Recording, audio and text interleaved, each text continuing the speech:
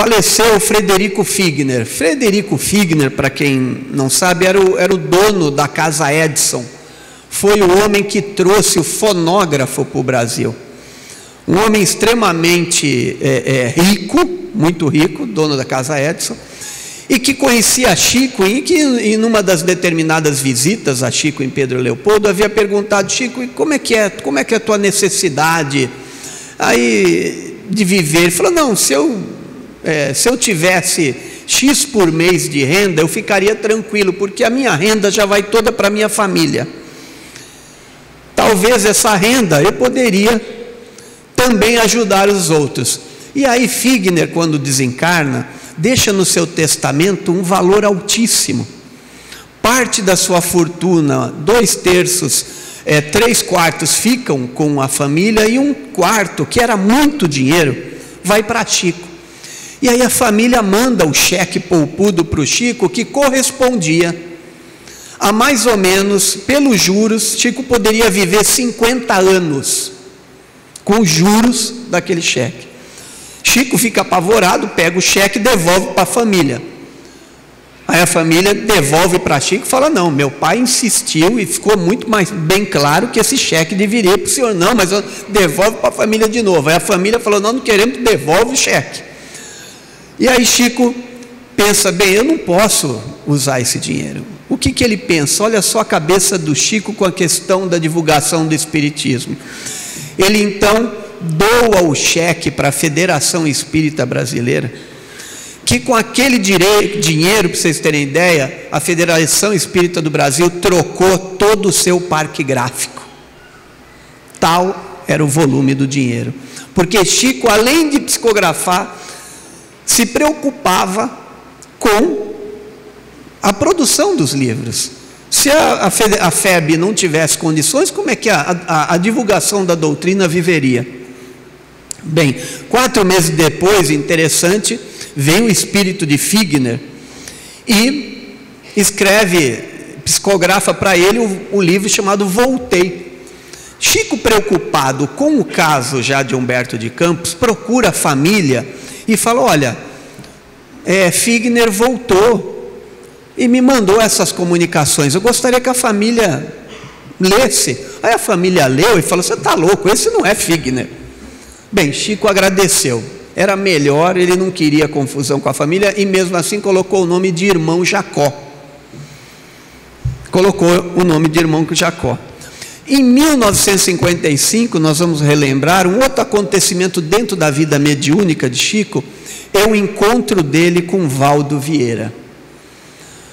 Chico, em 1955, já estava, então, com 45 anos, estava cansado. E aí, quando aparece Valdo Vieira, aquele jovem de 23 anos, jovem esse que era espírita desde os 6, desde os 9 já via assombração, aos 13 já psicografava. E aí, ele se encanta com Valdo Vieira, e Valdo Vieira então vem para ele e fala assim: olha, Chico, eu tenho aqui um dos meus mentores, e que ele manda algumas comunicações, e eu não entendo, porque não tem ordem. Ah, mas quem é esse mentor? Aí ele fala: o nome dele é André Luiz. E aí ele dá algumas características pessoais que não bate com o André Luiz do Chico. Mas aí ele fala assim: mas o meu André Luiz, não é essa pessoa, mas de repente aparece André Luiz na frente dos dois. Aí Chico pergunta assim: esse aí é o seu André Luiz? Ele fala: mas esse aí é o meu também. Olha só, André Luiz dava a comunicação para os dois médios. Gente, por que motivo? Para comprovar verdadeiramente que não era apenas Chico, e para também retirar de Chico qualquer vestígio de orgulho que Chico tivesse, e de mostrar para nós que não existe médios que possuem espíritos, não. André Luiz não era de Chico, nenhum médio é dono do seu mentor, é o contrário, é o mentor que age sobre o médium. O telefone toca, Chico sempre falava, o telefone toca sempre de lá para cá, Nunca daqui para lá. Hoje eu não vou incorporar André Luiz, hoje eu não vou incorporar Bezerra de Menezes porque eu quero. Então a gente vê, e aí cada capítulo interlaçavam, eles se juntam e terminam então essa obra, que era Evolução em Dois Mundos. Em 1957 é lançada Evolução em Dois Mundos, e aí já com o nosso querido Valdo Vieira, né? Já formado em medicina e odontologia, era um jovem muito inteligente. Era o livro número 60. Chico falou: bem, ainda bem, então agora eu vou descansar. Chegou o Valdo Vieira, eu vou descansar um pouco, porque Chico estava até estressado, porque Chico já estava famoso, já estava com 45 anos. Até perto daqueles momentos, Chico foi agredido por um rapaz, por uma pessoa, porque não psicografou para ele. Em outro caso, levou cusparada, tapa no rosto, porque a mensagem que a pessoa recebeu não era o que ela queria receber. Então vocês já imaginaram a pressão dos desesperados sobre Chico? Chico tinha que ter nervos de aço para aguentar tudo aquilo. Já deu tempo, nossa. Bem, gente, só para a gente então resumir, que é muita coisa, 1.200.000 páginas. Eu fiquei estudando isso aqui quase 2 meses.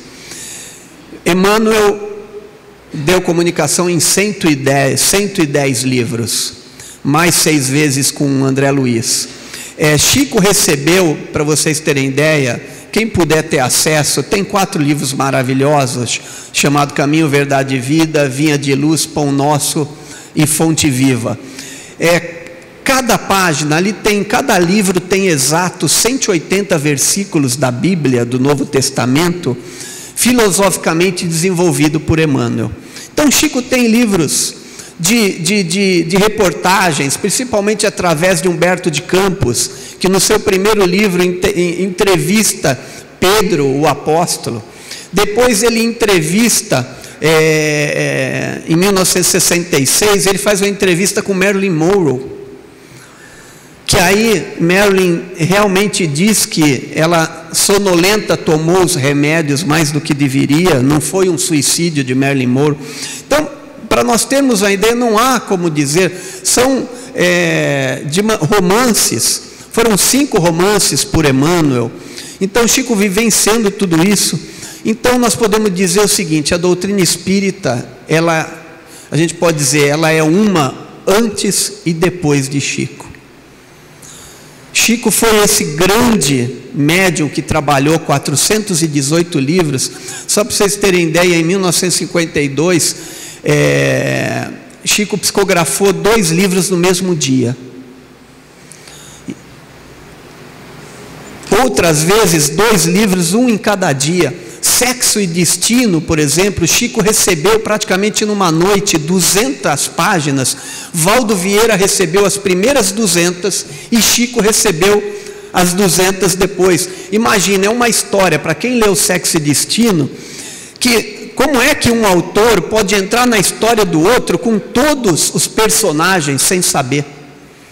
Então a gente verifica que Chico está acima de qualquer crítica, de qualquer entendimento. É que tudo isso é tão diferente para nós, é tão difícil a gente entender essa realidade, que não tem como falar de Chico através dessas 418 obras, é muita coisa.